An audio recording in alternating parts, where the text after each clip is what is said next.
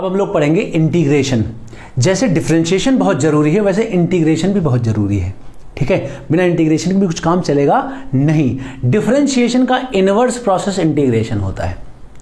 नाम से अगर देखो, डिफरेंशिएट मतलब छोटे छोटे पार्ट में तोड़ना, इंटीग्रेट का मतलब क्या होता है, छोटे छोटे पार्ट को जोड़ना, इंटीग्रेट करना, एडअप करना, समअप करना। ठीक है, तो इंटीग्रेशन में पढ़ाऊंगा, आपको फॉर्मूले बताऊंगा, कुछ उसका ग्राफिकल सिग्निफिकेंस बताऊंगा। ठीक है, उसको यूज करना सिखाऊंगा, इसलिए इसको आप ध्यान से देखो। ठीक है, क्योंकि इसकी बहुत जरूरत पड़ेगी। तो इंटीग्रेशन पढ़ाने से पहले मैं थोड़ी आपको बात बताता हूँ। मान लो जैसे y है, y क्या है, बहुत सारे x को मिला के बना है, ऐसे ऐसे ऐसे। तो इसको हम ऐसे लिख देते हैं, एक सिंबल लगाते हैं समिशन का और बोलते हैं 1 से लेके n तक, कहीं तक यहाँ गया हो xi लिख देते हैं। इसको बोलते हैं सम करना, ऐड करना, जोड़ना। ठीक है, कुछ ऐसा ही इंटीग्रेशन होता है। जब बड़ी बड़ी वैल्यूज को जोड़ना होता है, एडअप करना होता है, तो हम ऐसे कर लेते थे।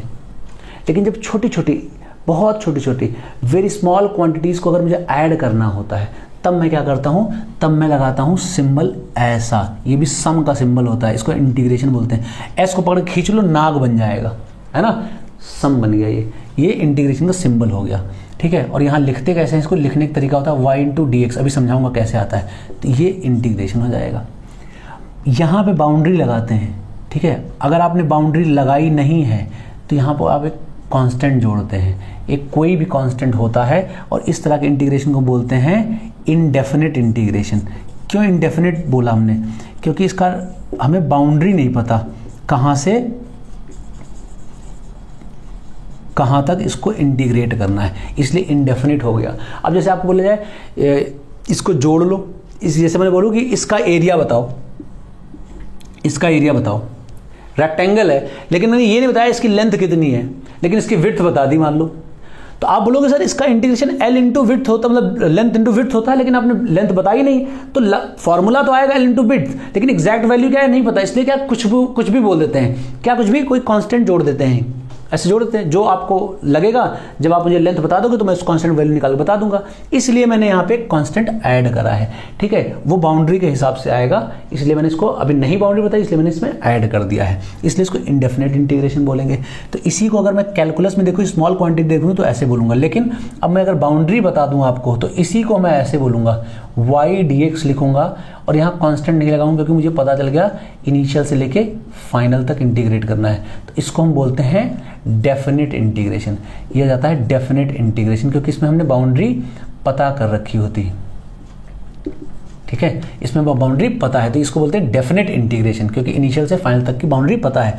दोनों में कोई फर्क नहीं है, रूल सारे एक ही हैं, बस लास्ट में एक स्टेप कैलकुलेशन का चेंज होता है, वो मैं भी आपको सिखाता हूं। अब इंटीग्रेशन तो ऐसे लिखा जाता है, थोड़ा थोड़ा आपको समझ में आ रहा होगा, थोड़ा थोड़ा नहीं आ रहा होगा, कोई टेंशन वाली बात नहीं है। मैं भी आपको इसका ग्राफिकल सिग्निफिकेंस बताता हूँ। न्यूटन भैया ने इसको खोजा था, न्यूटन ने खोजा था। ठीक है, क्यों खोजा था, न्यूटन के सामने टास्क था कि जो सन यहाँ है, इसके चारों तरफ कोई प्लैनेट चक्कर मार रहा है, तो प्लैनेट चक्कर मार रहा है तो ये इतना एरिया क्या होगा, ये इतना एरिया क्या होगा, इस एरिया को निकालने का लफड़ा था उनके सामने। तो ये जो एरिया है, ना तो ये ट्रायंगल दिख रहा है, ना तो रेक्टेंगल दिख रहा है, ना तो ये किसी सर्किल का पार्ट दिख रहा है, अजीब सा टेढ़ा मेढ़ा एरिया है। तो इसका एरिया कैसे निकालोगे, मतलब अगर आपको मैं टास्क दे दूं कि इसका एरिया निकालो, ठीक है, इसका एरिया निकालो, इसका एरिया निकालो, ठीक है, इसका एरिया आप निकाल के बताओ इस बीच में कितना होगा। ठीक है, अगर मैं बोलूं कि इसका एरिया निकालो, तब तो बहुत खुशी खुशी निकाल लोगे। यहां से यहां तक का बोलूंगा मान लो, तो आप बोलोगे सर ये वाली लेंथ और ये वाली लेंथ से मल्टीप्लाई कर दो तो ये वाला एरिया आ जाएगा। अगर मैं बोलूं कि इसका एरिया निकालो, तो बोलोगे हाँ इसका निकाल सकते हैं, ट्रायंगल टाइप को बन जाएगा, निकाल लेंगे। लेकिन इसका, तो बोलोगे मास्टर जी खेल रहे हो ना मेरे साथ, मजाक कर रहे हो ना, इसका कैसे निकाल पाएंगे, जुगाड़ लगाओ निकाल लेंगे। ठीक है, नहीं निकाल पाएंगे, एक मन में बात आई, नहीं निकाल पाएंगे हम। सर रेक्टेंगल का निकाल लेते हैं, ट्रायंगल का निकाल लेते हैं, कुछ जाना पहचाना बताओ, निकाल लें। आप बता दो इसका निकाल दो, नहीं हो पाएगा। लेकिन न्यूटन ने क्या किया, जुगाड़ भिड़ाया। क्या जुगाड़ भिड़ाया, जैसे मैं आपको बोलूं कि ये लाइन सीधी है कि टेढ़ी है, तो बोलोगे अभी जैसे बात हो ही चुकी थी डिफरेंशिएशन, बोलोगे सर ये नाग लग रहा है बिल्कुल, वो सांप, अगर इसकी जीभ निकाल दे तो सांप बन जाएगा। ठीक है ना। तो ये टेढ़ी है, लेकिन टेढ़ी है, पूरी लाइन टेढ़ी है, लेकिन इतना पोर्शन इस लाइन का सीधा है। तो छोटे छोटे सेगमेंट को अगर देखो तो काम बनेगा। तो वही न्यूटन ने जुगाड़ भिड़ाया कि ये पूरा तो अजीब सा है, लेकिन अगर मैं क्या करूं, मैं बोलूं कि ये अगर छोटे छोटे सेगमेंट से मिलकर बना है, तो छोटे छोटे सेगमेंट से मिलकर बना है ना, छोटे छोटे सेगमेंट से मिलकर बना है ना, बहुत छोटे छोटे, इतना छोटा कि दिखेगा भी नहीं, ठीक है। तो अगर इसको बहुत छोटे छोटे सेगमेंट्स में लाके बनाओ, तो छोटे सेगमेंट का मतलब समझते हो, इतना पोर्शन अगर देखा जाए तो ये ऑलमोस्ट रेक्टेंगल नजर आ रही है, ऑलमोस्ट रेक्टेंगल नजर आ रही है, ऑलमोस्ट रेक्टेंगल नजर आ रहा है। मतलब कुछ फाइन फाइन स्ट्रिप बना दो, खूब पतली पतली स्ट्रिप बना दूं तो काम नहीं बन जाएगा? बन जाएगा। एक बात बताएं कैसे काम बनेगा। संतरा देखे हो, आजकल आम बहुत आ रहा है ना, आम देखो, आम कैसे मम्मी लोग आम छीलती बड़ा स्टाइल से डिजाइन बना के ऐसे गोल गोल गोल गोल गोल गोल खोलती है ना, और हम लोग कैसे छीलते हैं, पता नहीं, फटाफट ऐसे छीलते हैं। जब गोल गोल छीलती हैं, देखा जैसे टेप रैप होता है उसके ऊपर, उस टेप को खोलो तो एक रेक्टेंगुलर स्ट्रिप बन के आती है, बिल्कुल आती नहीं आती। तो अगर आपसे बोला जाए आम का सरफेस एरिया बताओ, तो कहोगे वाह बहुत बढ़िया। संतरे का पूछ लो तो मैं डायमीटर निकाल के बता भी दूं। आम का कहते हैं टेढ़ा मेढ़ा आम होता है, वो पता नहीं कैसे निकलेगा, निकाल सकते हो। आम का भी कैसे, आम का अगर आपको एरिया निकालना है ना, तो आम को छीलना शुरू करो, ऐसे से छील दो ऐसा, और छील के ऐसे लंबाई मेजर कर लो, तो उसकी लंबाई आ गई, और उसकी चौड़ाई ऐसा छीलो बिल्कुल प्रॉपर चौड़ा रहे। तुम मत छीलो, मम्मी दे दो छील देगी, ज़्यादा अच्छा छीलेंगी ना, तो खोलोगे तो रेक्टेंगल बनेगा। तो उस रेक्टेंगल का एरिया निकाल लो। क्या निकाल लो? उस रेक्टेंगल का एरिया निकाल लो, वही आम का एरिया आ जाएगा। समझ आया? वही आम का एरिया आ जाएगा। तो क्या है कि ऐसे ही अगर मुझे इसका एरिया निकालना, तो मैं इसको बहुत पतले पतले रेक्टेंगुलर स्ट्रिप से बना मान लूं, इन सभी एरिया को मैं जोड़ दूं तो टोटल एरिया आ जाएगा। बहुत सही बात बताई आपने सर जी, मजा आ गया ना। तो ये क्या है? dx है। कितनी विड्थ है ये? dx विड्थ है। क्यों? इतना यहां से यहां तक में जो चेंज आया dx ही तो आएगा। अगर मैं बोलूं ये इसके करस्पॉन्डिंग ये वैल्यू लिख लें और ये वैल्यू लिख लें, तो अगर मान लो मैं बोलता हूं ये अगर हमारा y है, तो ये कितना होगा? y प्लस dy होगा। तो y प्लस dy जो होगा, अगर मान लो y मेरा आया 1 सेंटीमीटर आया, और dy मान लो आया हमारा 1 माइक्रोमीटर आया, तो 1 सेंटीमीटर में 1 माइक्रोमीटर जोड़ोगे तो कोई आफत आ जाएगा। तो पूछो 1 माइक्रोमीटर क्यों आया? क्यों आया 1 माइक्रोमीटर? क्योंकि मैं बहुत पतला सा स्ट्रिप लूंगा, बहुत पतला लूंगा, सुई की नोक के बराबर पतला लूंगा, जितना पतला हो सकता उतना लूंगा, है ना। तो 1 माइक्रोमीटर जोड़ोगे या घटाओगे तो कोई फर्क नहीं पड़ेगी। तो इस स्ट्रिप की जो ये वाली लेंथ है, इधर वाली ये वाली लेंथ, इसको भी हम y बोल सकते हैं, ऑलमोस्ट इसको भी y ही बोल सकते हैं, कोई खास फर्क नहीं पड़ेगा। तो इस वाले पोर्शन का जो एरिया आएगा इसको बोलेंगे dA। dA की वैल्यू क्या हो जाएगी? रेक्टेंगल का जो एरिया होता है y इंटू dx, ये y इंटू dx हो गया। ऐसे बहुत सारे एरिया को हम जोड़ देंगे। क्या कर देंगे? जोड़ देंगे। तो क्या मिल जाएगा? टोटल एरिया मिल जाएगा। तो क्या आ जाएगा? y times of dx, total area हो जाएगा। इसको जोड़ने का मतलब छोटे छोटे क्वांटिटी जोड़ते हैं तो इंटीग्रेट करते हैं, तो ये आ जाएगा हमारा टोटल एरिया। इसी को हम बोलते हैं इंटीग्रेशन। यही है इंटीग्रेशन। तो इंटीग्रेशन मतलब क्या हो गया? Area under curve. क्या हो गया? Area under curve. अगर हमें नहीं पता कहां से कहां तक जोड़ना है, तो यहां पे हम कांस्टेंट जोड़ देंगे, तो इसको हम बोल देते हैं इंडेफिनिट इंटीग्रेशन। अगर हमें पता है कि x1 से लेकर x2 तक निकालना है, तो यहां पे हम बाउंड्री लगा देंगे। क्या? y dx x1 से लेके x2 तक, ये आ जाएगा। ठीक है। तो इंटीग्रेशन का ग्राफिकल मतलब क्या हो जाता है? Area under curve. Area under curve. Integration का ग्राफिकल मतलब क्या हुआ? Area under curve. ऐसे ऐसे एरिया। ठीक है। अब इसी में मैं आपको और एक बात बताना चाहता हूं, क्या? वो जरा ध्यान से देखो।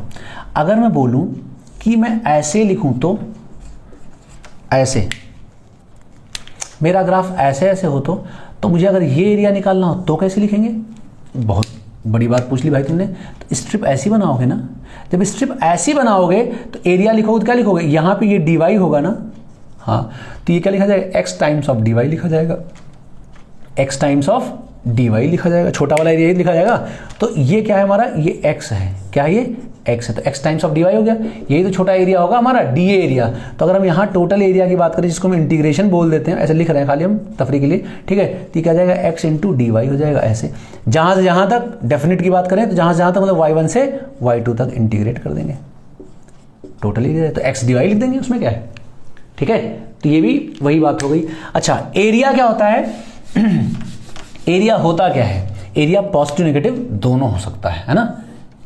अब जैसे मान लो मैं y और x का ग्राफ बनाऊं, तो एरिया अगर मैं लिखूं तो ये इस एरिया को मैं ऐसे, इतने एरिया को मैं पॉजिटिव एरिया लिखूंगा, मतलब ऊपर का एरिया पॉजिटिव और नीचे का एरिया क्या लिखा जाता है, नेगेटिव, मतलब इस साइड से इस साइड का नेगेटिव, इस साइड का पॉजिटिव। तो इस बात का ध्यान रखना, ऊपर का एरिया पॉजिटिव, नीचे का एरिया नेगेटिव लिखा जाएगा, वो अपने आप इंटीग्रेशन में आता रहेगा, तुम्हें सोचने की जरूरत नहीं है।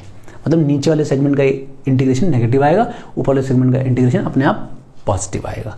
तो एरिया का ग्राफिकल सिग्निफिकेंस क्या हो गया, एरिया अंडर, मतलब इंटीग्रेशन का ग्राफिकल सिग्निफिकेंस क्या हो गया, एरिया अंडर कर्व। ठीक है, अब मैं इसके कुछ फॉर्मूले बताऊंगा, उसको आपको यूज करना है, उसको आपको सीखना है। आपको दुनियादारी से कोई मतलब नहीं, फॉर्मूला कैसे आया है, क्यों आया, उसको सीखने की जरूरत नहीं है, वो बाद में हम मैथ में सीखेंगे। और जो नीट वाले हैं उनको क्या जरूरत, ठीक है, उनको ये एप्लीकेशन धमाकेदार तरीके से आ जाए, बस उनका काम पार है ना। अब हम इंटीग्रेशन की कुछ फॉर्मूले की बात करेंगे। ठीक है, सबसे पहला फॉर्मूला देखो, अगर y इज इक्वल टू मान लो 1 हो, इसको इंटीग्रेट करना हो तो क्या आएगा, देखो क्या लिखा जाएगा, मैं लिख के एक आध बार दिखाऊंगा, उसके बाद मैं डायरेक्ट लिखना शुरू कर दूंगा। ये y equal to d x लिखा है, तो इंटीग्रेशन लिखा जाएगा, क्या लिखा जाएगा, मतलब मुझे dx को ही सीधा इंटीग्रेट करना, y की जगह मैंने 1 रख दिया, तो dx का इंटीग्रेशन क्या आएगा, x आएगा, ये क्या आ जाएगा, x प्लस सी हो जाएगा। इंडेफिनिट है इसलिए x प्लस सी होगा, अभी डेफिनेट भी बताऊंगा आपको, ठीक है ना। तो ये आ जाएगा 1 का इंटीग्रेशन आ जाएगा x, क्यों आया, ये dx है, स्मॉल चेंज इन x है, बहुत छोटे छोटे छोटे छोटे x को जोड़ते चले जाओ तो क्या बन जाएगा, x बन जाएगा, सिंपल। ठीक है, तो अगर मैं दूसरे फॉर्मूले की बात करूं यहाँ पे, तो अगर मैं बोलूं y इज इक्वल टू है हमारा m टाइम, m है कोई, m कांस्टेंट है, m मतलब 1 2 3 4 5 कुछ भी हो सकता था, तब क्या होगा, तब यहाँ पे इंटीग्रेशन लिखेंगे m टाइम्स ऑफ dx, ऐसे तो लिखेंगे। अब मैं ये वाला स्टेप बार बार स्किप कर दूंगा। तो dx लिखा है यहाँ पे, तो dx का इंटीग्रेशन क्या हो जाएगा, x, तो m टाइम्स ऑफ x हो जाएगा प्लस कांस्टेंट हो जाएगा, ये आ जाएगा, कोई बहुत बड़ी बात नहीं बताई। 1 का x आया तो m टाइम्स ऑफ 1 का क्या हो जाएगा, mx हो जाएगा। ठीक है, ये हो जाएगा। अच्छा, अब मैं तीसरे फॉर्मूले की बात करता हूं, जो कि बहुत इंपॉर्टेंट फॉर्मूला है। इसी पर ये वाला फॉर्मूला अगर याद कर लो तो पूरी फिजिक्स का काम बन जाएगा, मतलब आधी फिजिक्स आपकी इसी पर टिकी हुई है। y is equal to x की पावर n, ध्यान रखना n की वैल्यू -1 नहीं होनी चाहिए, ये नहीं होनी चाहिए, ये नहीं होनी चाहिए, इतना ध्यान रखना। कोई फॉर्मूला पढ़ने से पहले ये जरूर जान लिया करो फॉर्मूले में क्या नहीं होना चाहिए। ठीक है, समझ में आया ये, तो ये क्या आएगा formula, x n+1 divide by n+1, differentiation से उल्टा है ये, मतलब डिफरेंट है ये। ठीक है, इसलिए ध्यान रखना, यहाँ पे आगे नहीं आएगा, नीचे आएगा, वहाँ घटता था यहाँ जुड़ देगा, वहाँ आगे आता था यहाँ नीचे आएगा, पावर भी जुड़ेगी नीचे भी जुड़ेगा। इसका मैं क्वेश्चन कराता हूँ आपको। ठीक है, अगर मान लो क्या है, y इज इक्वल टू दे रखा है मेरा x3, तो इसका इंटीग्रेशन क्या होगा, y इज इक्वल टू, अगर मान लो x3 दिया है तो इसका इंटीग्रेशन क्या आएगा, तो इसको लिखेंगे y is equal to x3 दिया है तो इसका इंटीग्रेशन लिखा जाएगा x3 dx। ठीक है, तो क्या लिखेंगे यहाँ पे हम, इस फॉर्मूले से देखो, ठीक है, x3 + 1 डिवाइड बाई 3 + 1, तो 3 + 1 और ये c, तो ये क्या आ जाएगा, x⁴ divide by 4 plus constant. समझ आया। अच्छा, अगर मैं मान लो लिखूं दूसरा क्वेश्चन इसी में, y इज इक्वल टू मान लो √x है, इसका इंटीग्रेशन क्या होगा, √x का मतलब क्या होता है, x की पावर हाफ, तो यहां पे इंटीग्रेशन क्या आएगा, x की पावर हाफ dx इंटीग्रेशन। ठीक है, सो i की वैल्यू क्या आ जाएगी, x की power half plus 1 divide by half plus 1, power को ऐड करो, बात खत्म, c, तो क्या आ जाएगा, i, ये इंटीग्रेशन की जो वैल्यू आएगी क्या आएगी यहाँ पे, i is equal to x की पावर 3/2, और ये क्या आ जाएगा 2/3 प्लस c, ये आ जाएगा जैसे यहाँ आ रहा था। कोई बहुत आफत वाली बात नहीं है। ठीक है, अब बच्चे सोच रहे होंगे सर ये -1 वाला हो जाता तो क्या हो जाता, लो आ गया। तो y इज इक्वल टू, अगर मान लो x पावर -1 दे रखा है, मतलब 1/x दे रखा है, याद करो कौन सी ऐसी क्वांटिटी थी जिसका डिफरेंशिएशन 1/x आता था, आपको अपने आप आपका सवाल का जवाब मिल जाएगा। तो आपको लिखना है क्या, 1/x dx, तो इसका इंटीग्रेशन क्या आएगा, इसका इंटीग्रेशन आएगा ln x, मतलब log x, क्योंकि log x का ही डिफरेंशिएशन जो आता था क्या आता था, ऐसा आता था। ठीक है, 1/x आता था, इसलिए इसको ऐसा लिख देंगे। फिर इसी में एक बात और करते हैं, क्या, y इज इक्वल टू, अगर मान लो e की पावर x लिखा हो, तो देखो e की पावर x होता है बेशरम, हमारे तुम्हारी तरह, तो इसके डिफरेंशिएशन से भी कुछ नहीं होता, इंटीग्रेशन से भी कुछ नहीं होता। ये ऐसी क्वांटिटी है इसका कोई कुछ नहीं कर सकता। ठीक है, e की पावर x का डिफरेंशिएशन e की पावर x ही रहता है, इंटीग्रेशन भी इसका e की पावर x ही रहेगा। अब ध्यान से सुनो, sin x और cos x में अगर sin x लिखा है तो इसका इंटीग्रेशन क्या होगा? sin x का इंटीग्रेशन जो आता है वो क्या आएगा? बहुत सारे बच्चे बोलते हैं cos x, क्या बोलते हैं? cos x, जबकि होगा माइनस cos x, उल्टा होता है, इतना ध्यान रखो। sin x का डिफरेंशिएशन cos x होता था, लेकिन यहाँ पे इंटीग्रेशन माइनस cos x होगा। ये ध्यान से देख लेना, माइनस होगा, नहीं तो गलत हो जाएगा।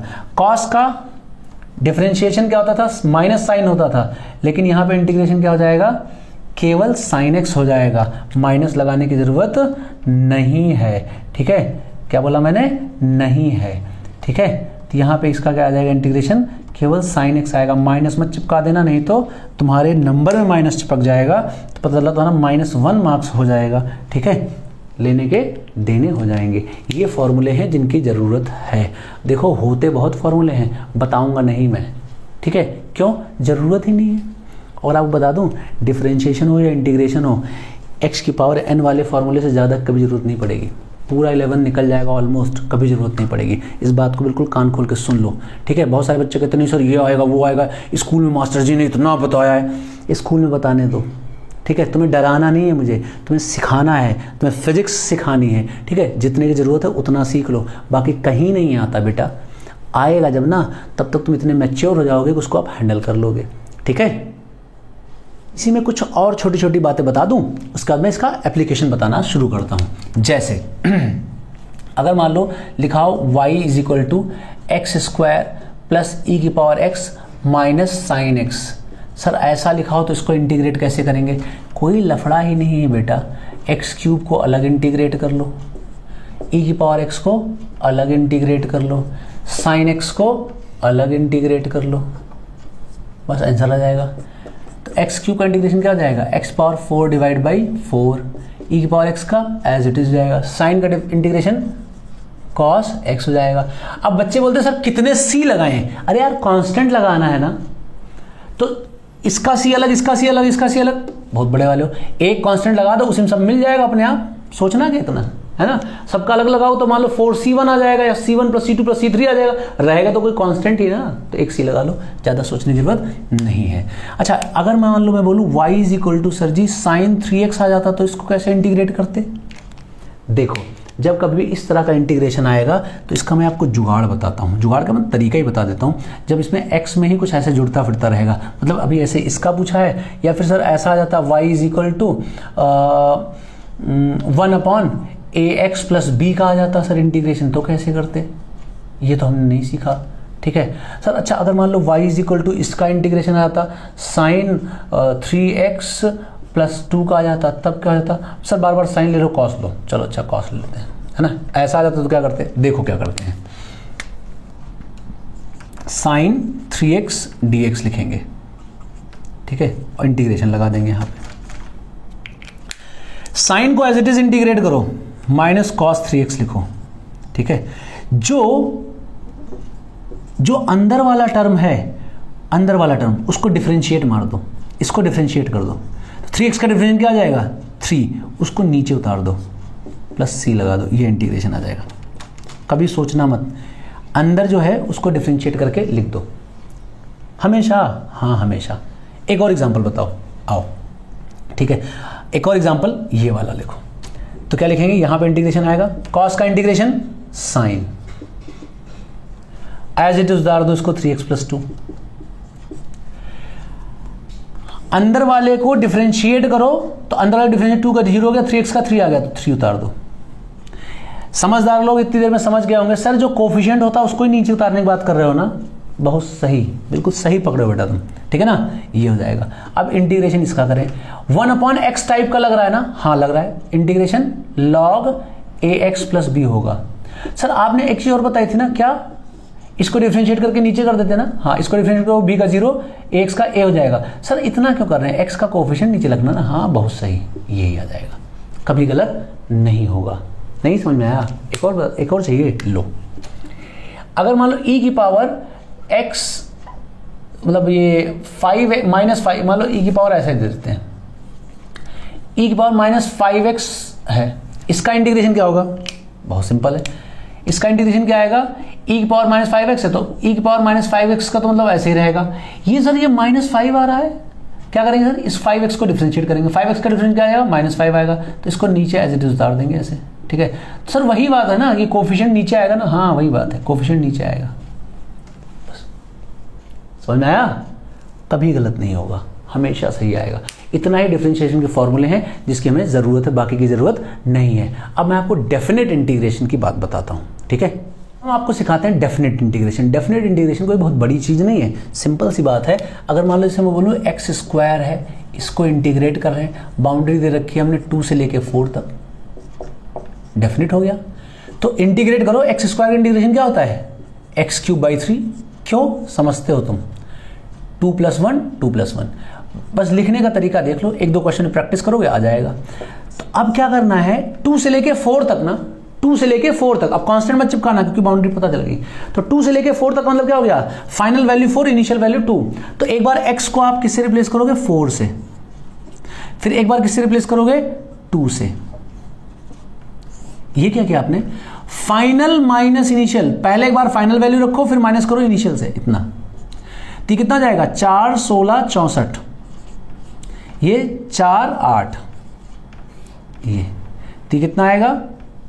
56 आएगा ना, देख लेना, मुझसे कैलकुलेशन बहुत गलत होती है, ठीक है। ये आ जाएगा, ये आंसर आ जाएगा, सिंपल। नहीं समझ में आया? कोई दिक्कत वाली बात नहीं बेटा। साइन एक्स dx इंटीग्रेशन 0 से लेके π/3 तक ऐसे इंटीग्रेट करना है। तो साइन का इंटीग्रेशन करो जैसे करते थे। साइन का इंटीग्रेशन क्या होता है? माइनस कॉस एक्स, बाउंड्री 0 से लेके π/3 तक। तो क्या होगा? सी लगाना है क्या? नहीं, बाउंड्री पता है ना, सी क्यों लगाओगे? ठीक है, तो क्या करोगे? एक बार कॉस को रिप्लेस कर दो, किस कॉस में एक्स को रिप्लेस कर दो, किससे? π/3 से। फिर किससे रिप्लेस कर दो? 0 से। तो ये बताओ कॉस π/3 मतलब कॉस 60, कॉस 60 कितना होता है? हाफ।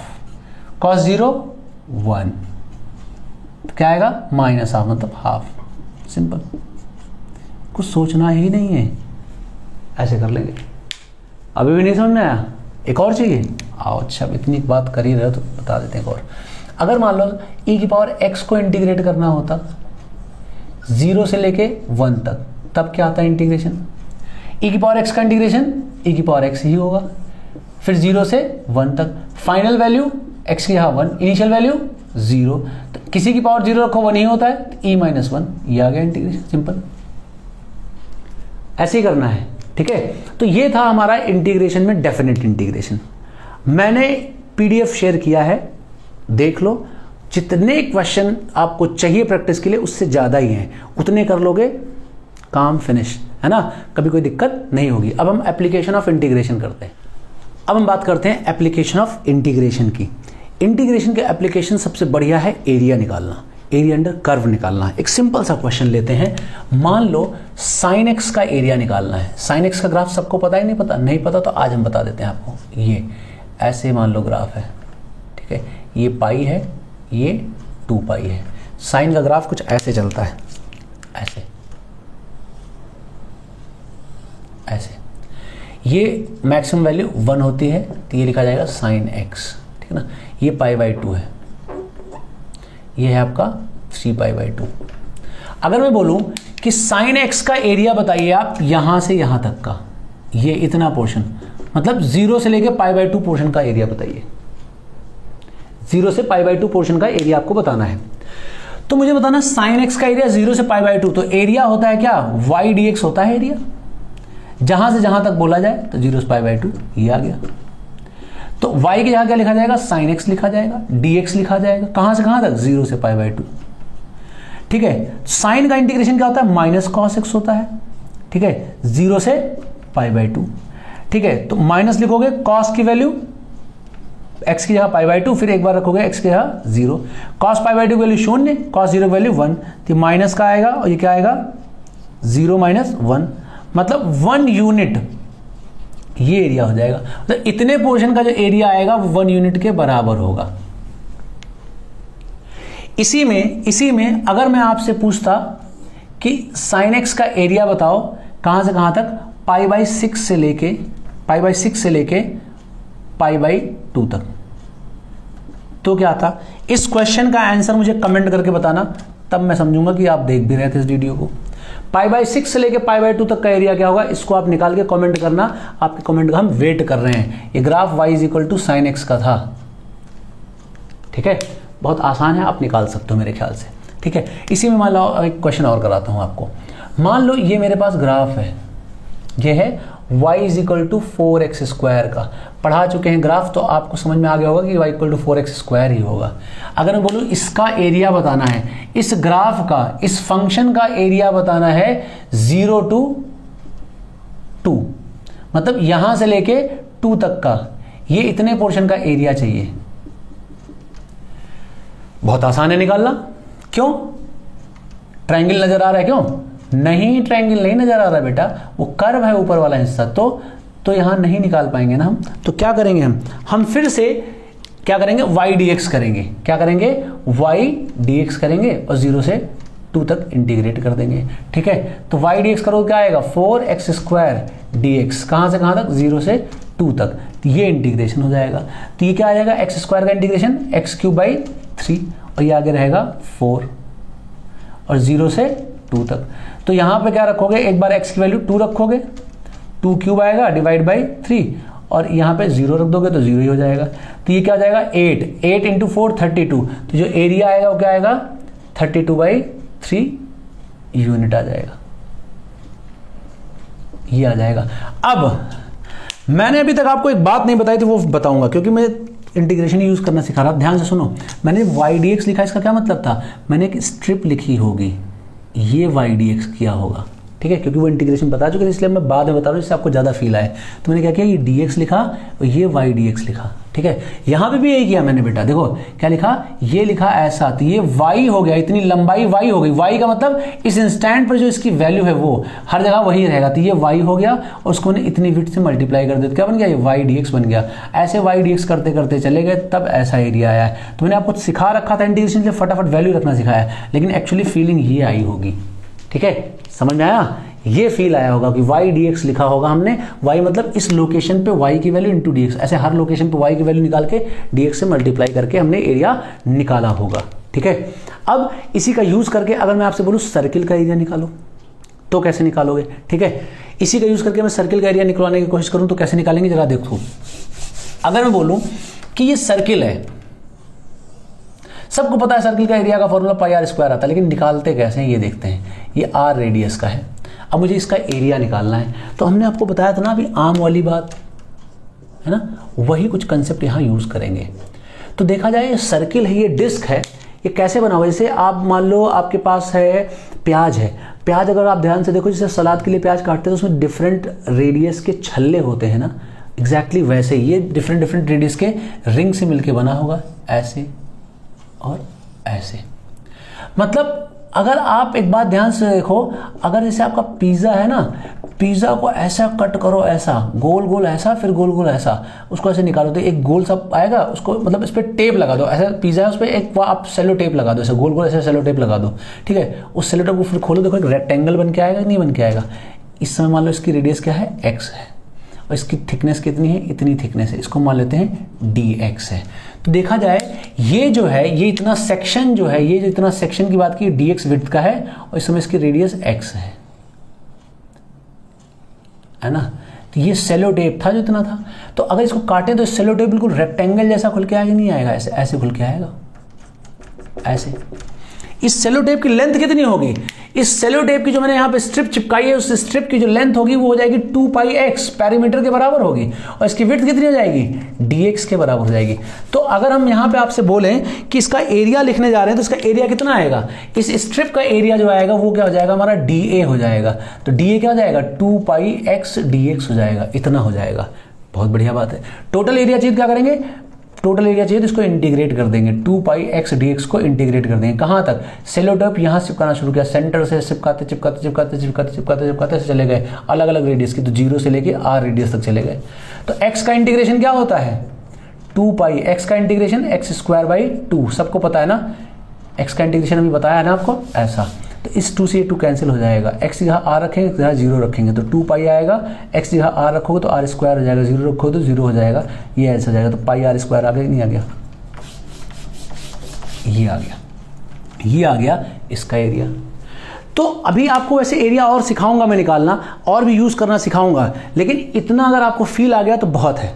जैसे जैसे ज़रूरत पड़ेगी वैसे मैं आपको सिखाता रहूंगा, ठीक है। ऐसे आप डिफरेंट एरिया भी निकाल सकते हैं, शेल का भी निकाल सकते हैं, स्फीयर का भी निकाल सकते हैं। जब हम सेंटर ऑफ मास पढ़ाएंगे तो आपको और डिटेल में समझाएंगे, लेकिन इतने से फीलिंग तो आ ही गई होगी ना, तो इतना आप सीख लो, ठीक है।